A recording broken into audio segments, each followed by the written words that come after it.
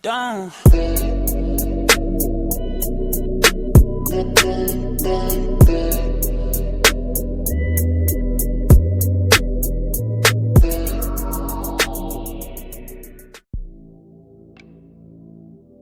Alright, looks like I have another cringy fucking video to make.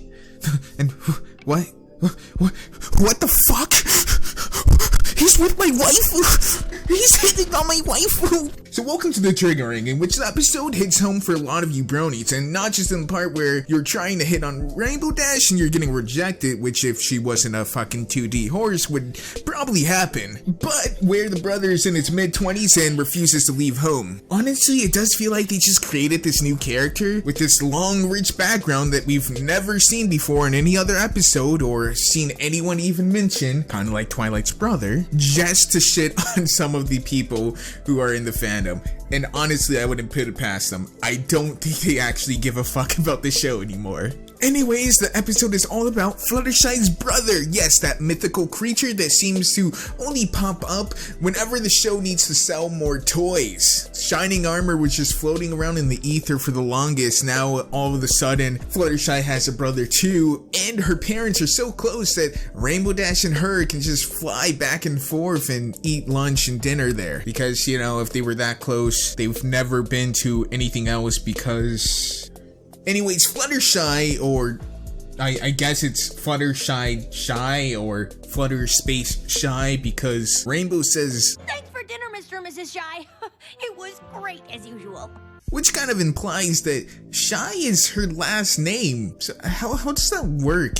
Because someone pointed this out and everything's wrong with, like, what about Apple Bloom? Is her name Apple Bloom Jack or Apple Jack Bloom, or how does that work? How does naming in Equestria work, man? But that all aside, it all started when Bumblethigh's brother comes back home after failing out of hair school. Which, if you fail out of hair school, you should probably just honestly consider killing yourself, man. That's like one step above gender studies degrees. He then decides it's not obvious enough that I'm a worthless hippie douchebag by the background music that plays every single time I talk in my 5 o'clock shadow. So let's make the audience really know that I'm such a reprehensible douchebag by putting up pictures of me everywhere, and have me subsequently knocking down all my family's items, such as their rabbit statues. Seriously, there's a lot of rabbit I feel like I should call PETA. I'm not sure why. I'm fucking scared. Fluttershy uncharacteristically grows a backbone and has to be the voice of reason for the family, instructing them that this grown-ass man does not need to be living with them and mooching off of them while subsequently destroying their fucking house. Alright, let's slow down a bit here. When you're so pathetic that Fluttershy has to stand up for you, how much of a Canadian are you? He's literally throwing out your prized possessions.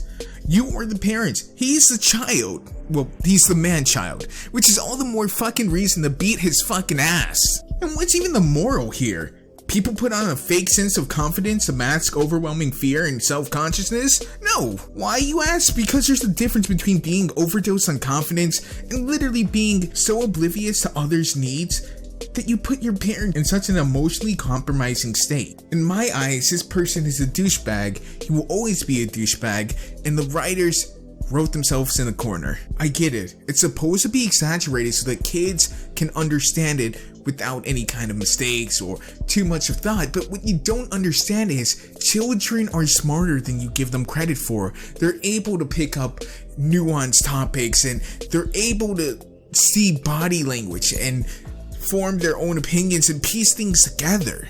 They're not idiots. Your target demographic is able to do the same stuff that Dr. Wolf does. It's not hard. It's not complicated. Our brains are actually amazing. What they can do will shock you, and what we can do at such young ages will shock you. Well, other than those things, which I guess is actually like the bulk of the episode, I found it to be quite enjoyable. I mean, I enjoyed the episode. The song was random, but it was okay. I mean, they're never gonna beat This Day Aria or When to Wrap Up or Make a Wish, but it wasn't bad. Also, fun fact, you'll die in the stratosphere in like 10 seconds as your blood boils.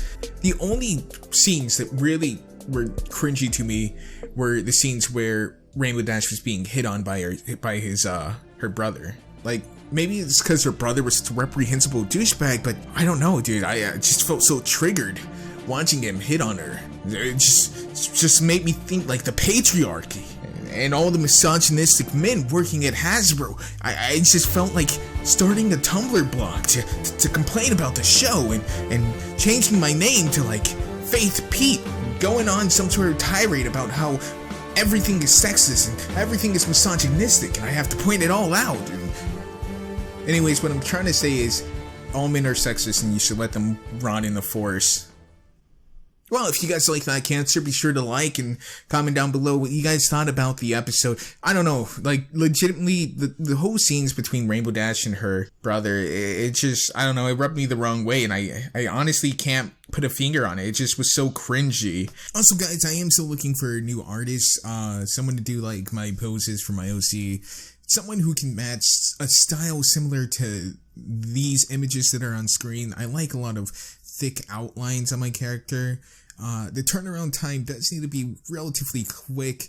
If it's gonna take you 2 months, then probably don't apply. Obviously, it is also a paid job, even if you're willing to do it for free.